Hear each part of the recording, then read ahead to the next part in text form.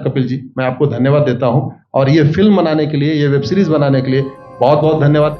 कहां का सत्यमेव जयते, कहां का सत्यमेव जयते, कहां का सत्यमेव जयते। सुप्रीम कोर्ट के जजेस, हाई कोर्ट के जजेस जरूर इसको देखें और आत्मचिंतन करें कि भारत की न्याय प्रणाली कहां पहुंच गई है। भारत में टोटल 5 करोड़ केसेस तो वो हैं जो district court, high court, supreme court में है। इसका मतलब 5 करोड़ परिवार न्याय की आशा में बैठा हुआ है। ऑन एन एवरेज एक परिवार में 6 आदमी रख लीजिए, तो यानी 30 करोड़ लोग न्याय की आस लगाए बैठे हुए हैं। 30 करोड़ का मतलब एक अमेरिका, 30 करोड़ का मतलब 15 ऑस्ट्रेलिया, 30 करोड़ का मतलब 7 कनाडा, 30 करोड़ का मतलब 1.5 ब्राजील। इतने लोग भारत में न्याय की आस में बैठे हुए हैं। और ये 5 करोड़ केस तो वो हैं जो district court, high court, supreme court में है। इसके पैरेलल हमारे देश में एक और जुडिशियल सिस्टम है, उसको कहते हैं तहसीलदार, एसडीएम, एडीएम, डीएम, कमिश्नर, जहां पे चकबंदी के मुकदमे चलते हैं। वो इस 5 करोड़ में काउंटेड नहीं है। जो तहसीलदार के यहां मुकदमा होता है, एसडीएम के यहां मुकदमा होता है, एडीएम के यहां होता है, डीएम के यहां होता है, चकबंदी अधिकारी जिसको सीओ कहते हैं, डीडीसी कहते हैं, एसओसी कहते हैं, वो एक इसके पैरेलल में है और 5 करोड़ मुकदमे वहां पे भी चल रहे हैं। इसका मैं लाइव एग्जांपल देना चाहूंगा भारत की ब्लैक जस्टिस सिस्टम का। 1985 में जौनपुर में एक 10 बीघे जमीन का मुकदमा शुरू हुआ था। अभी वो सबसे नीचे पायदान पे है, जिसको कहते हैं चकबंदी अधिकारी। 1985 में मुकदमा शुरू हुआ, 2023 आ गया, लगभग 37 साल बीत चुके। 37 साल में यह नहीं तय हो पाया कि असली विल कौन सी है। 2 लोगों ने क्लेम किया, वो कह रहे हैं मुझे विल मिली है, वो कह रहे हैं मुझे विल मिली है। 37 साल में यह नहीं डिसाइड हो पाया असली विल किसकी है। अगर मान लीजिए आज डिसाइड हो जाए तो सीओ के बाद एसओसी, एसओसी के बाद डीडीसी, डीडीसी के बाद हाई कोर्ट, हाई कोर्ट के बाद सुप्रीम कोर्ट, यानी अभी 35 साल और लगेगा, 70 साल लगेगा। सेकंड जनरेशन मुकदमा लड़ रही है, ऑलरेडी सेकंड जनरेशन मुकदमा लड़ रही है और इसी स्पीड से काम हुआ तो मुझे लगता है थर्ड जनरेशन आके मुकदमा जाके तब जाके सुप्रीम कोर्ट पहुंचेगा। दूसरा एग्जांपल, एक ग्लेरिंग एग्जांपल आपको देता हूं। 1971 के वॉर में पाकिस्तान में बम फेंकने वाले, पाकिस्तान के फौजियों के बहुत सारे बैंकर तोड़ने वाले एक कर्नल कबोत्रा है, पंचकुला में रहते हैं। दुश्मनों को उन्होंने दांत तोड़ दिए। आज 2000 से उनके मकान पे किसी ने कब्जा किया हुआ है। 2023 आ चुका है, 23 साल में वो अपने मकान को नहीं छुड़ा पाए। अभी मामला पंचकुला की डिस्ट्रिक्ट कोर्ट में है, उसके बाद चंडीगढ़ हाई कोर्ट जाएगा, फिर सुप्रीम कोर्ट जाएगा। तो 23 साल में वो सबसे नीचे पायदान पे है। वास्तविकता यह है, अंग्रेज चले गए, अंग्रेजी कानून यहीं छोड़ गए, अंग्रेजी व्यवस्था यहीं छोड़ गए। यह व्यवस्था भारत में न्याय देने के लिए नहीं बनी थी। ये जो न्यायिक जुडिशियल सिस्टम था भारत में जो बनाया गया, वो केवल और केवल भारत को लूटने बांटने के लिए बनाया गया था। क्योंकि कानून वही चल रहा है, जुडिशियल सिस्टम वही चल रहा है, इवन हमारा ड्रेस भी वही चल रहा है। अंग्रेज काले कपड़े पहनते थे, हम भी काले कपड़े पहनते हैं। अंग्रेज जून के महीने में उनको गर्मी लगती थी तो 1 महीने छुट्टी करके इंग्लैंड चले जाते थे। आज भी हमारा हाई कोर्ट, सुप्रीम कोर्ट पूरे मई जून बंद रहता है। अंग्रेजों को क्रिसमस के टाइम में दिसंबर में छुट्टी मनाना जाना होता था, 1 महीने छुट्टी कर चले जाते थे। आज भी हमारी हाई कोर्ट, सुप्रीम कोर्ट दिसंबर में, क्रिसमस के टाइम में 15 दिन 20 दिन बंद हो जाती है। तो सोच वही है, किताबें वही है, व्यवस्था वही है, कानून वही है, तो स्वाभाविक सी बात है जस्टिस होगा कहां से? जस्टिस कैसे होगा? हम 2023 में 1860 का इंडियन पिनल कोड लेके घूम रहे, 1861 का पुलिस एक्ट लेके घूम रहे, गवाहों के बयान 1872 के कानून से हो रहे। हमने सब कुछ वर्ल्ड क्लास कर लिया, लेकिन अपने जस्टिस सिस्टम को कंपेयर करने की कोशिश ही नहीं किया।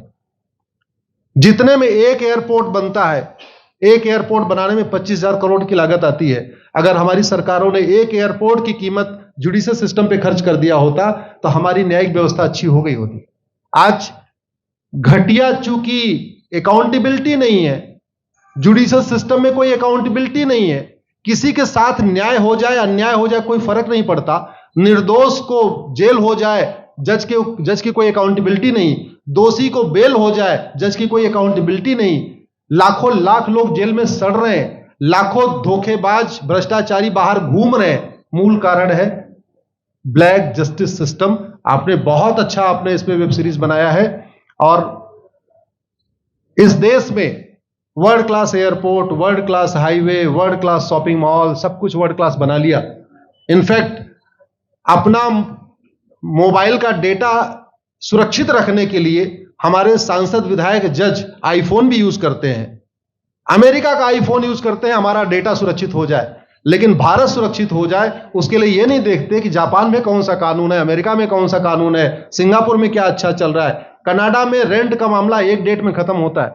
सिंगापुर में अभी कुछ दिन पहले एक व्यक्ति के पास 900 ग्राम गांजा पाया गया, उसको फांसी हुई है। दोबारा वहां ड्रग स्मगलिंग होगी क्या? तो भारत में चाहे वो ड्रग स्मगलिंग है, माफिया राज है, ह्यूमन ट्रैफिकिंग है, इन सब के लिए हमारा जस्टिस सिस्टम जिम्मेदार है। कोई भी अपराध होता है उसमें दो पक्ष होता है, एक पीड़ित, एक अपराध करने वाला। जो पीड़ित होता है वो चाहता है जल्दी उसको न्याय मिल जाए, अपराध करने वाला चाहता है मुकदमा लंबा चले। भारत का न्यायिक सिस्टम अपराध करने वाले के साथ खड़ा है। बलात्कारी चाहता है उसका मुकदमा 30 साल चले, और मुकदमा 30 साल चलता है। भू माफिया चाहता है कि गरीब की जमीन पे कब्जा कर ले, उसका मुकदमा 50 साल चले, और आज की डेट में मुकदमा 50 साल चल रहा है। इसका मतलब वर्तमान न्यायिक सिस्टम बलात्कारी के पक्ष में है, भू माफिया के पक्ष में है, ड्रग स्मगलर के पक्ष में है, ह्यूमन ट्रैफिकर के पक्ष में है, नक्सलियों के पक्ष में है, माओवादियों के पक्ष में है, जो लोग देश विरोधी काम कर रहे हैं उनके पक्ष में है। 40 साल 50 साल के बाद किसी व्यक्ति ने मिलावट करके लोगों का स्वास्थ्य खराब कर दिया, उसको 50 साल के बाद सजा हो रही है। इस बीच उसने कम से कम पता नहीं कितने लोगों का और भी कर दिया। तो ये जो जस्टिस सिस्टम होता है दवा की तरीके काम करता है।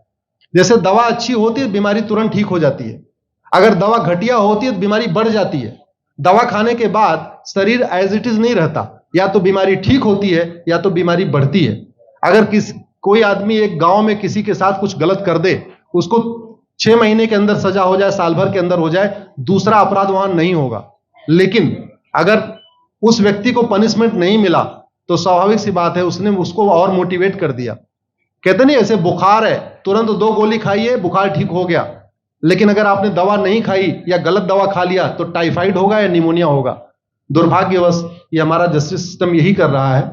आज की डेट में जितनी समस्याएं हैं, चाहे वो घूसखोरी है, जमाखोरी है, मिलावटखोरी है, कालाबाजारी है, नशा तस्करी है, मानव तस्करी है, सोना तस्करी है, ड्रग स्मगलिंग है, या नक्सलवाद है, या माओवाद है, या कट्टरवाद है, जो भी समस्याएं हैं, उसका एक बहुत बड़ा कारण यह है कि हमारा जस्टिस सिस्टम उसको टैकल नहीं कर पा रहा है, उसको पकड़ नहीं पा रहा है, और इसीलिए भारत में अराजकता है। मैं तो इतने जानता हूं, ऐसी कोई बीमारी नहीं जिसकी कोई दवाई नहीं, ऐसी कोई समस्या नहीं जिसका कोई समाधान नहीं। हम हर चीज के लिए बाहर से चीजें खरीदते हैं, तो हम ये क्यों नहीं देख रहे हैं कि आखिर चाइना का जस्टिस सिस्टम कैसा है, सिंगापुर का कैसा है, कनाडा का कैसा है, फ्रांस का कैसा है, और अमेरिका का कैसा है। हम क्यों नहीं बेस्ट प्रैक्टिसेस उनकी अडॉप्ट कर लेते। दुनिया के कई देशों ने नार्को पॉलीग्राफ ब्रेन मैपिंग कानून बना दिया। मेरी बहन दीपिका नारायण बैठी हुई है, ये लगातार फॉल्स केसेस के खिलाफ, इनको मैं देखता रहता हूं, एक्टिव रहती है। एक कानून बन जाए नार्को पॉलीग्राफ ब्रेन मैपिंग, और कंप्लेन पे अंडरटेकिंग ले लिया जाए कि जो कुछ मैं शिकायत कर रहा हूं इसके लिए मैं अपना नार्को पॉलीग्राफ ब्रेन मैपिंग कराने के लिए तैयार हूं, हजारों की संख्या में फेक केसेस खुद ही खत्म हो जाएंगे। आज की डेट में लोग जुडिशरी की लापरवाही के साथ साथ फर्जी केस से परेशान है, फर्जी गवाही से परेशान है, फर्जी एफआईआर से परेशान है, हजारों परिवार परेशान है। कई बार देखा गया कि जो फैमिली के केसेस होते हैं उसमें कितने सारे फेक केसेस भी आ रहे हैं। तो जो वास्तव में दोषी हैं उनको पनिशमेंट नहीं मिल पा रहा है, जो निर्दोष हैं उनके खिलाफ फर्जी केसेस हो रहे हैं। आज की डेट में गांव में एक दबंग अगर जमीन कब्जा कर लेता है, किसी की हिम्मत नहीं पड़ती उसके खिलाफ कोई गवाही दे दे। लोगों को अपनी जमीन छुड़ाने में 30-30 साल लड़ना पड़ रहा है, 35 साल लड़ना पड़ रहा है। अगर 30 साल 35 साल के बाद कक्कड़ जी उसको अपनी जमीन मिल भी गई तो उसके साथ न्याय कहां हुआ?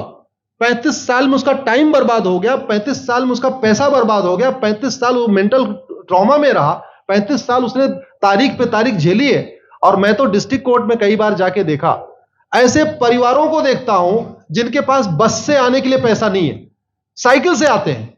ऐसे परिवारों को देखता हूं जो चाय नहीं पी सकते अपने पैसे से, बेचारे घर से रोटी बांध के और अचार लेके आते हैं, लेकिन वहां मजबूरी में वकील को पैसा देते हैं। तो हमारी कोर्ट कचहरी वास्तव में दलाली का अड्डा बन गया है। हमारी कोर्ट कचहरी भ्रष्टाचार का अड्डा बन गया है। और मैं दुख के साथ कहना चाहूंगा, अदालतों में न्याय हो नहीं रहा है, बल्कि न्याय बिक रहा है। जिनके पास पैसा है, वो उन्होंने कितना बड़ा क्राइम किया हो, मर्डर किया हो, रेप किया हो, उनको जमानत हो रही है। और जिनके पास नहीं है, वो बेचारे जेल में सड़ रहे हैं। कई बार तो देखा गया, मैंने मेरे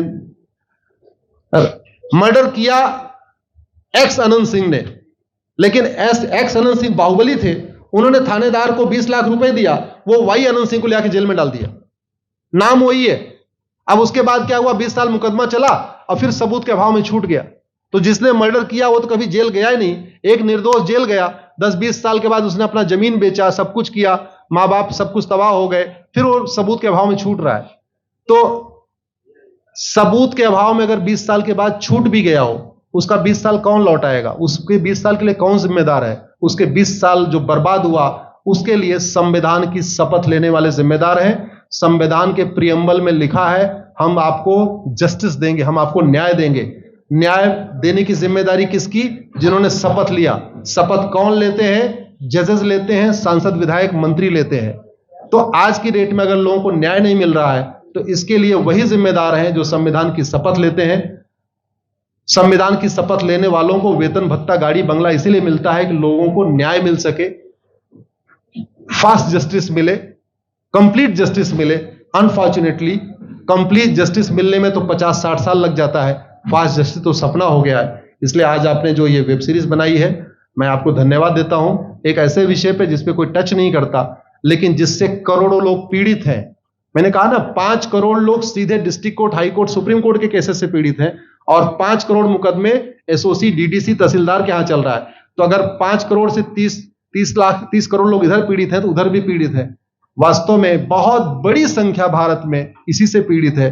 और अपराध, भ्रष्टाचार और जितनी भी अराजकता चल रही है, उसका मूल कारण भी यही है। जस्टिस सिस्टम अच्छा हो जाए, कानून सख्त हो जाए, कानून का खौफ पैदा हो जाए, न्यायपालिका का खौफ पैदा हो जाए, और ये थाने जो दलाली के अड्डे बन गए हैं, तहसील जो दलाली का अड्डा बन गया है, डिस्ट्रिक्ट कोर्ट जो कमीशन खोरी का अड्डा बन गया है, अगर इस पे कंट्रोल हो जाए, तो वास्तव में भारत में फिर से राम राज्य आ सकता है। अगर जुडिशियल सिस्टम अच्छा हो जाए, तो जो राम राज्य की कल्पना है, धर्म की जय हो, अधर्म का नाश हो, प्राणियों में सद्भावना हो, विश्व का कल्याण हो, मुझे लगता है उसको फिर से जीवित किया जा सकता है। आपने मुझे बुलाया कपिल जी, मैं आपको धन्यवाद देता हूं। और ये फिल्म बनाने के लिए, ये वेब सीरीज बनाने के लिए बहुत बहुत धन्यवाद देता रहता हूं। दीपिका जी लड़ती रहती हैं, इनको देखता रहता हूं। बहन नेहा जी आई हैं, ये अपने गानों से मुझे लगता है बहुत अच्छा आप लिखती हैं। और इसी तरीके से कड़वा सच आप लिखते रहिए, कड़वा सच गाते रहिए। लोग आज की डेट में, यंग जनरेशन कड़वा सच सुनना चाहती है। मीठे झूठ ने इस देश में शुगर, डायबिटीज पैदा कर दिया। भारत केवल लोग डायबिटीज से नहीं पीड़ित हैं, बल्कि हमारी व्यवस्था को डायबिटीज हो चुका है। और उस डायबिटीज को दूर करने के लिए नेहा राठौर जैसी बहनें जो सही बात कह रही हैं, दीपिका जी सही बात कह रही हैं। आप लोग जो है बहुत अच्छा काम कर रहे हैं। और आपने, कक्कड़ साहब, आपने बनाया वेब सीरीज, आपको विशेष आभार, धन्यवाद देता हूं।